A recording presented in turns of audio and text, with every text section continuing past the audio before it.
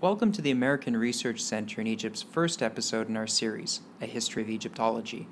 The center, known as RC for short, was founded in 1948 with the goal of exploring all periods of Egyptian history and all aspects of Egyptian culture. Whether your interest is archaeology, the language of the ancient Egyptians, early Christian monasticism, Islamic culture, or modern-day politics, chances are researchers associated with us have touched upon it.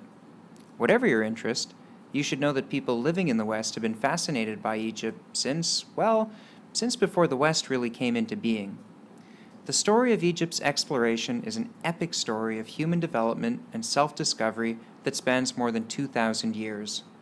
Let's explore our interest in Egypt from the earliest times to today by starting at the beginning, by exploring what other ancient people from the West made of Egypt. Most of the ancient history that's taught to us in school is the history of Greece and Rome, the birth of democracy and philosophy and Caesars. But this ancient world had nothing on the countries on the other side of the Mediterranean. You see, to the ancient peoples of Greece and Rome, Egypt was old, thousands of years older, in fact, than anything they knew.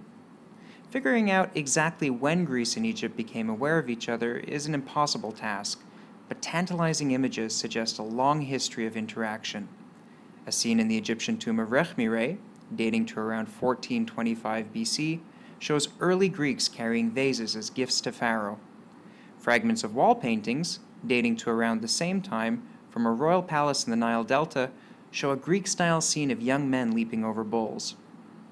And then there's mention of Egypt in early works that lay at the heart of Greek culture, the Iliad and Odyssey, both attributed to the poet Homer and composed sometime around the beginning of the 8th century BC. Know that by the 7th century BC, Greeks were living in Egypt, and by the 6th century BC and later, they used it as inspiration in their literature. Perhaps the most famous early text from this period is Herodotus's Histories, a work that went to great lengths to explore and explain Egypt. What was it about Egypt that excited this interest? It seems that a combination of Egypt's extreme age, different culture, unique geography, and strange animals captivated the Greeks. Like people today, the ancient Greeks had questions that needed answering, and Egypt's antiquity seemed to be a good place to explore them. Where did mankind come from? Where did my society come from? How do people in older countries do things, and why? Herodotus and the authors that followed him explored these questions and recorded what they saw and learned in Egypt. Their work, in turn, gave birth to a wealth of historical accounts, social commentaries, and geographies.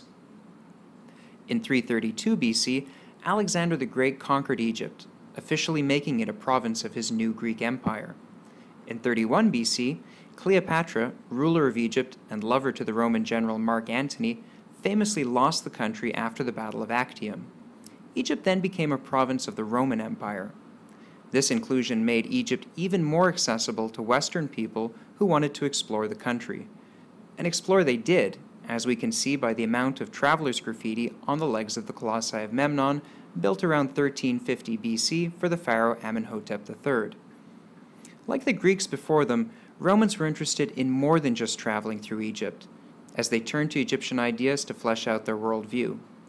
Worship of the Egyptian goddess Isis quickly spread from Egypt throughout the Mediterranean. By around the 1st century BC, classical art blended with Egyptian burial practices to produce stunning images, what are now called Fayum mummy portraits. The Romans even went so far as to move ancient obelisks from the land of the Nile to Rome and build pyramid-shaped tombs.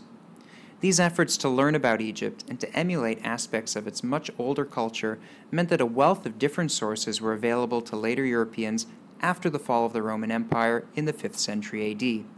It's because of these sources that Egypt was not forgotten by the Europeans. In the next episode, we'll explore Egypt during Europe's Middle Ages and Renaissance.